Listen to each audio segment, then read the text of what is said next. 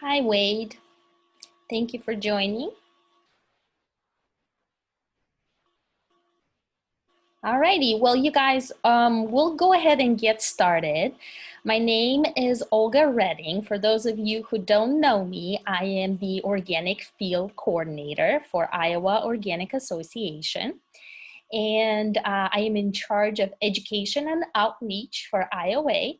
However, I have personal experience since I have a personal USDA organic business that has been certified organic for the last 5 years. So I am all about organics, love advocating, and of course educating about organics. So what I'm going to do is I'm going to go ahead and just give you guys a little presentation and overview about IOA, and I'll share my screen. And then after that, Katie will present her slides. So let me go ahead and share my screen.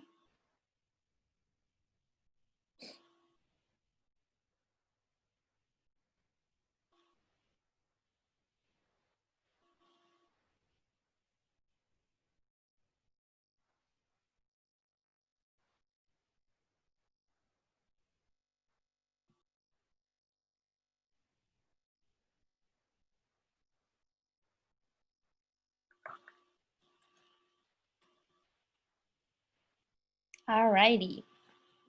So Iowa Organic Association was established in 2006 as a statewide nonprofit organization committed to organic education, advocacy, and community cooperation.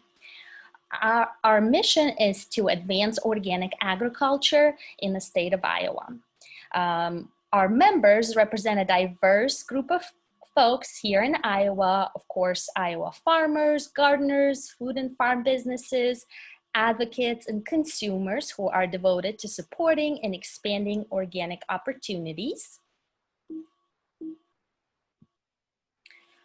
As an organization, our priorities are as follows. Education, of course, is a huge priority. We provide programs, expertise, and information to help expand and diversify organic opportunities in the state.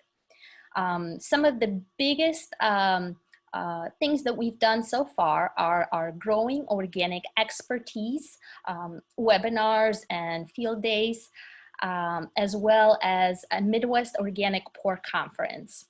The pork conference was actually, it started in 2019, and we were scheduled to do it again in 2020. However, due to COVID, that was canceled.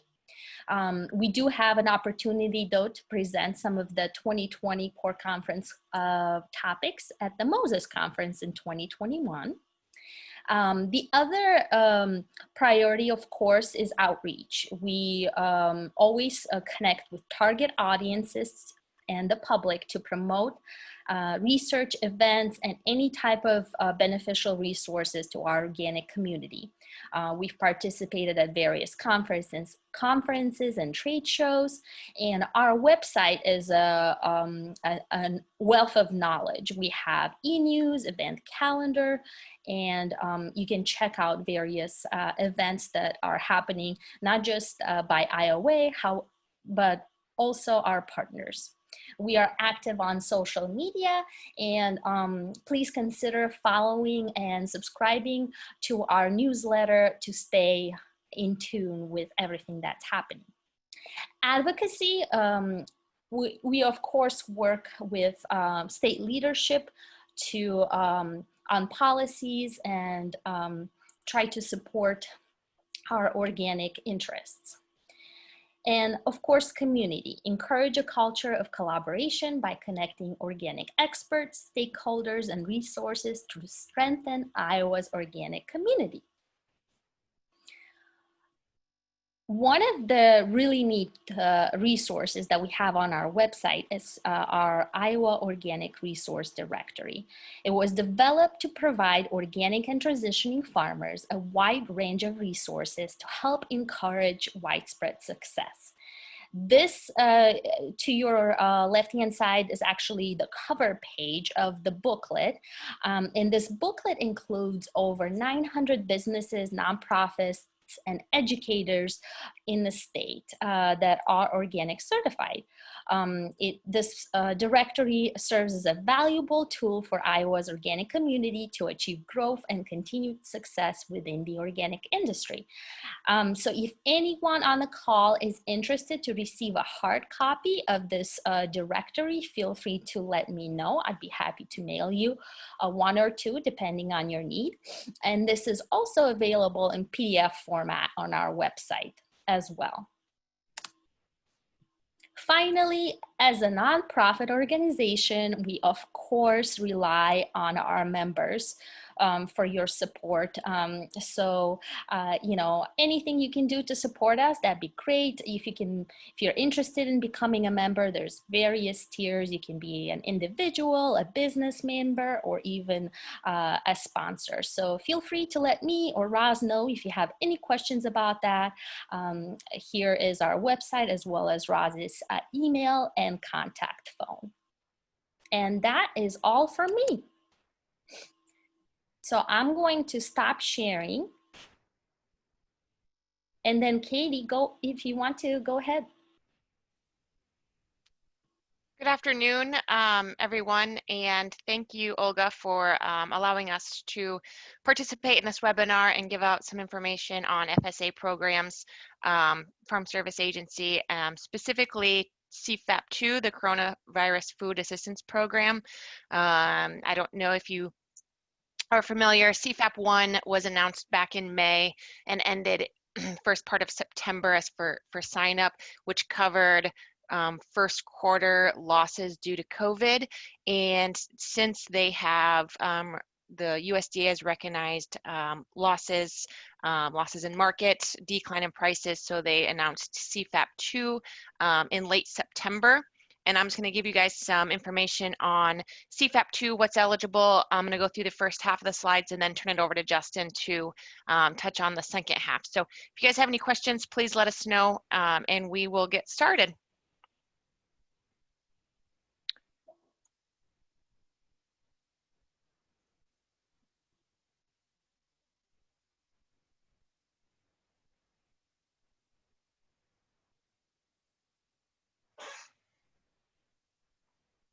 All right, so like I said, we're looking at CFAP2. Just some general information. Sign-up dates, it opened up September 21st, and the final date to apply and submit an application to an FSA office would be December 11, 2020.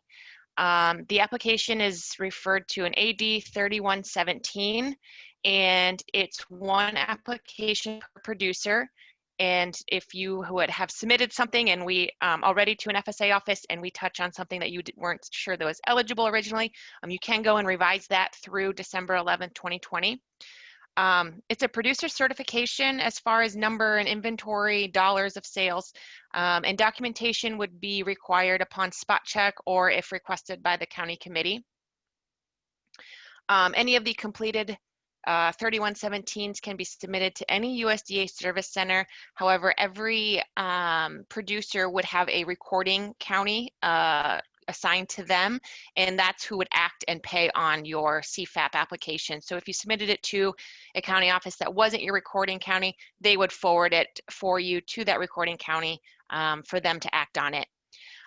Keep in mind, USDA service centers throughout Iowa, like many businesses, are in kind of various phases of opening because of COVID. So it would just be recommended, if you aren't sure of the operating status, to reach out by phone or email to verify the best way to get your information to them. And that link right there would give you the list of service centers. So if you aren't currently have one that you go to for services, you could find it on that website. For CFAP applications and for a ton of information as far as eligible commodities and payment rates, many of the things that I'm going to touch on, they all can be found on farmers.gov/CFAP, as well as the application itself can be also found there. You can manually complete an application and submit it to the county office. However, if you have acreage-based commodities, so any of the corn, soybeans, alfalfa, any acreage-based, an automated application is required because the application itself will pull the information from our acreage reporting database so that we get the correct acres as far as what's reported to FSA. So you would have to contact the county office to run that automated application, or you can also file it using a level 2 EAuth. And this is just a screenshot of the farmers.gov/CFAP where you can apply online. You do have to have level 2 EAuth, and I believe there's information on getting that set up within this section. But if you already have it, you would just simply select that CFAP2 application portal, and that would take you into the level 2 EAuth to submit it electronically to the county office. As far as eligible producers, any eligible producer would be an individual or legal entity who shares in the risk of producing a commodity. The producers who apply must be in the business of farming at the time of submitting their application. So you have to be an active farmer in order to be eligible for CFAP2. And then commodities grown under a contract in which a grower has both ownership and production risk are eligible for CFAP2. If you are a contract grower that does not have ownership interest in the commodity being grown, then you would not be eligible for CFAP2. And then you must be commercially producing those commodities and marketing. So anything just used within your home would not be eligible. With all FSA programs, we have payment limitation and payment eligibility requirements. And if you did take part in CFAP1, the payment eligibility remains the same as for CFAP2. The AD 1026, which is a conservation compliance certification, is required to be submitted to the office. A CCC 941 or a 942, which is an adjusted gross income certification. The 941, you would certify to your income being above or below 900,000. If it's below 900,000, there wouldn't be an additional certification needed. If it's above 900,000, then we look at the CCC 942, and if 75% of your income was derived from farming, ranching, forestry operations, then you could potentially be eligible by submitting the 942. And then the CCC 902 is the farm operating plan, and the requirements would be the name, addresses, tax ID number of the person applying or the legal entity applying. And if you are a legal entity, then we would need each of your members and the member information and citizenship status of each member. The payment limitation for CFAP2 is $250,000. So that means any individual or entity applying can receive directly or indirectly up to $250,000. There is the same optional increase in limitation as there was for CFAP1 for corporations, LLCs, LPs, trusts, or estates. So basically, if the CFAP2 applicant can certify that member contributions of members within that corp or LLC contribute at least 400 hours of active personal labor or active personal management, or a combination of those two, then the limit could increase up to $750,000 over that $250,000. So if none or one person holding ownership interest can certify to 400 hours, the limit equals $250,000. If two persons can certify to the 400 hours and hold ownership interest, then they can increase one limit to equal 500,000. Or if three persons can certify to the 400 hours and hold ownership interest, then the limit would increase to 750,000. And then, like I said, the 250,000 payment limit, or if you do meet one of these increased, we attribute the payments to the members of legal entities and would be combined with any payments received directly or indirectly but we did make a change from CFAP1 to 2 that the payments to entities are no longer attributed by the ownership share. It would just be limited to that 250,000.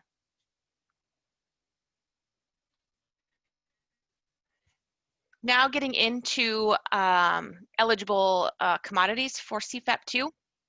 So acreage-based crops, this is the one where you'd want to reach out to your county office directly to have them run you an application or submit it through the electronically. But row crops eligible include all of those listed. I'm not going to read through all of them. I did highlight the alfalfa, corn, hemp, oats, sorghum, soybeans, some of the more common ones, but there's also many included in there that could potentially be grown in Iowa. There's 2 ways that the acreage-based crops were included as eligible commodities. The price trigger crops, those suffered a 5% or greater national price decline in comparison to the average prices the week of January 13th and July 27th. So those were determined to have a 5% or greater decline in price between January and July. And the flat rate crops, they either did not meet that 5% or greater national price decline, or they didn't have sufficient data available to calculate any sort of price change.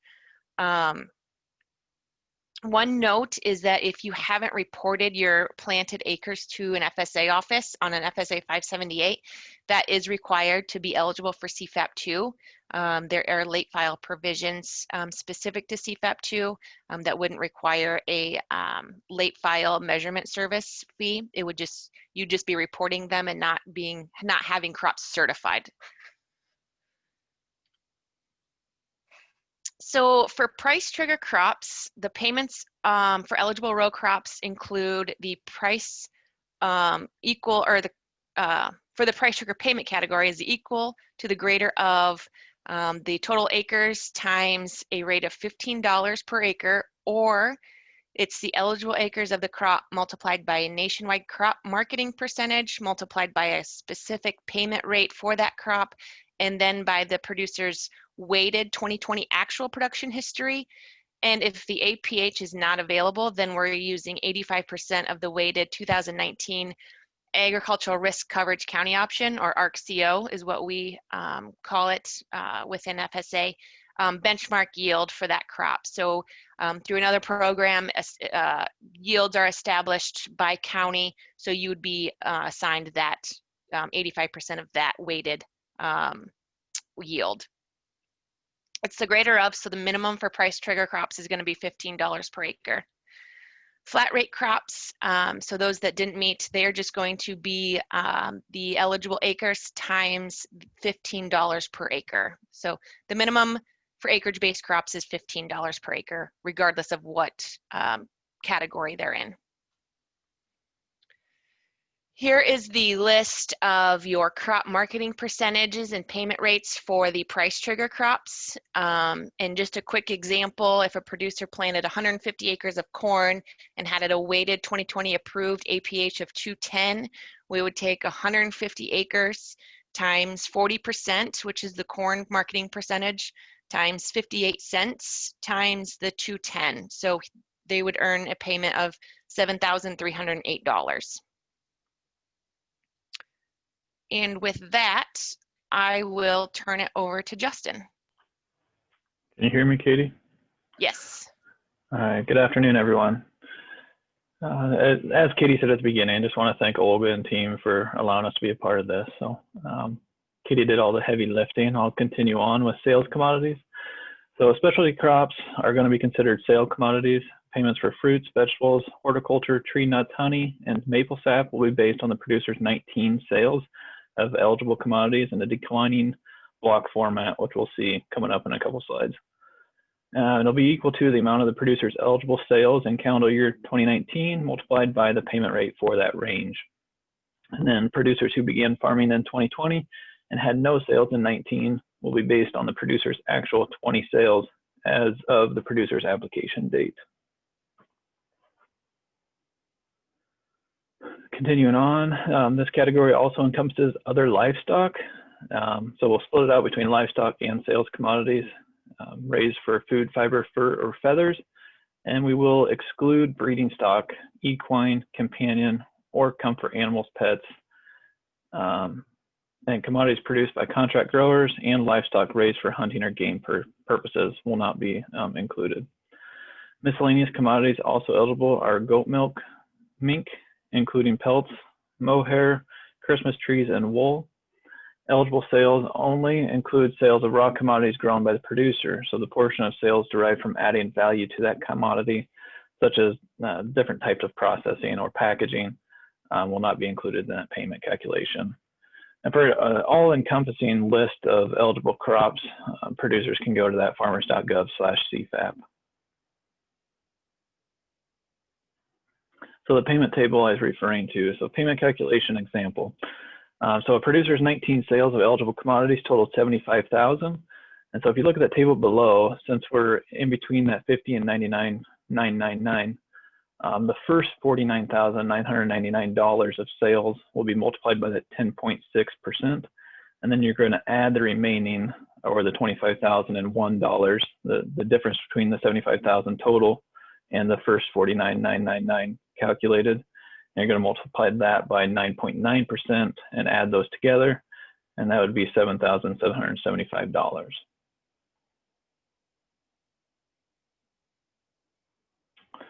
So livestock eligible for CFAP2 includes beef, cattle, hogs and pigs, and lambs and sheep. All equine, breeding stock, companion or comfort animals, pets, and animals raised for hunting or gaming purposes are ineligible for CFAP2, as I mentioned before. So breeding stock is considered cows, bulls, ewes, rams, sows, and boars. For beef, cattle, hogs, and pigs, and lambs and sheep, payments will be equal to the highest owned inventory of eligible livestock, excluding breeding stock on a date selected by the eligible producer from April 16th through August 31st, and then multiplied by the payment rate. And so that's really up to the producer on which date is the highest date of inventory that they choose. And it can be any date, and that'll apply to all categories for them. Now, one hiccup that they've had, or an example we've come up with, a lot of people ask about breeding heifers and if they are considered breeding stock.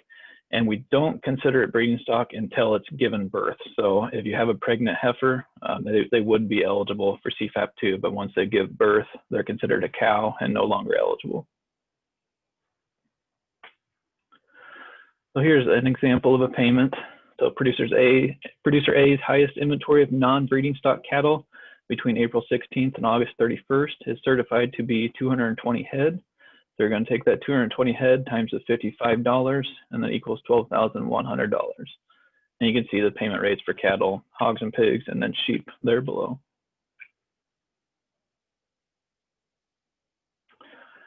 So eligible dairy producers, dairy operations applying for CFAP2 must be in the business of producing and commercially marketing milk at the time of application. And Katie kind of hit that earlier, just on, in general, producers must be in the business of farming. So again, extending to the dairies. Payments for cow milk production will be equal to the sum of the following: the producer's total actual milk production from April 1st to August 31st, multiplied by the payment rate of $1.20 per hundredweight, and the producer's estimated milk production from September 1st through this December 31st, based on the daily average production from that April 1st to August 31st, multiplied by 122, and then multiplied by a payment rate of $1.20 per hundredweight. If the dairy operation dissolves after applying for CFAP and before December 31st, the payment will be reduced to the number of days the dairy operation was producing milk between September 1st and the date of dissolving, more or less, or essentially prorating that payment if they were to dissolve before December 31st. And then also we have eggs eligible for CFAP2, and that includes dried, frozen, liquid, and shell eggs. And the payments for eggs will be equal to 75% of the producer's 19 egg production, multiplied by the CCC payment rate. The payments for egg producers who began farming in 20 and had no production in 19 will be based on the producer's actual 2020 egg production as of the producer's application date. An example, Sam Smith certifies to 390 dozen shell eggs produced in 19. So if you look below shell eggs, we're taking 390 dozen eggs time that 75% times 5 cents, and that would be a payment of $146.25.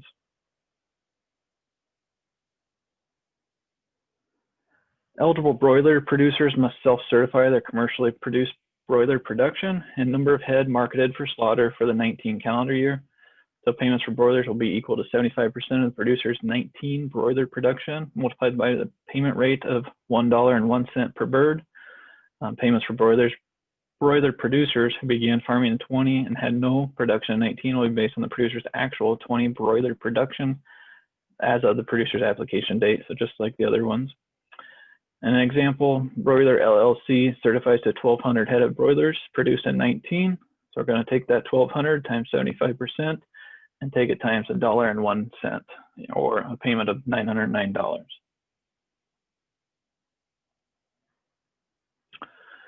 And unless Katie has anything else to add, that's all we had put together for CFAP2, unless there's questions, Olga, or however you want to handle. Yes, you know, we're kind of running close to our 12:30 time. If any of you guys have any questions right now, feel free to ask them in the chat, and maybe Katie and Justin can just answer them here quick.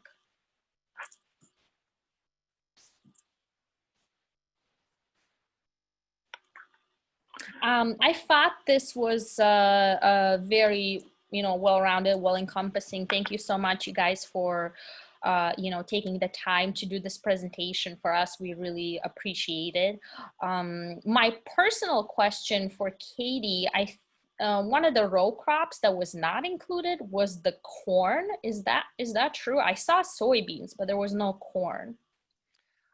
Must have just missed it. Corn is included, Oh, yes. okay, Yep. Perfect. Good to know. Yes. And then it looks like there is a question that came in through chat. It says, Cindy is saying, do we have to have proof of our cattle numbers? How do we show that? Yeah, so there'd be a... Go ahead. Go ahead. No, you go. Katie can correct me if I'm wrong. I mean, there's a number of ways you can do it, whether it's tax records, purchase invoices, but you don't have to. You know, it is a producer self-certification, unless the county committee has reason to suspect or they question the number of head being certified by the producer, in which case they'll ask you for records. So whatever documents can come up with if asked. Otherwise, you don't have to supply these documents up front. It is a self-certification program. All right. Thank you, Justin. Another question came in from Margaret. If you applied for CFAP, I would imagine CFAP1, can you reapply for CFAP2 for a crop that wasn't previously covered? So I'll jump in here, Margaret. Yes, CFAP1 and CFAP2 are two separate programs with separate eligible crops. So if your crop is eligible for CFAP2, absolutely apply for CFAP2. Yep. Okay.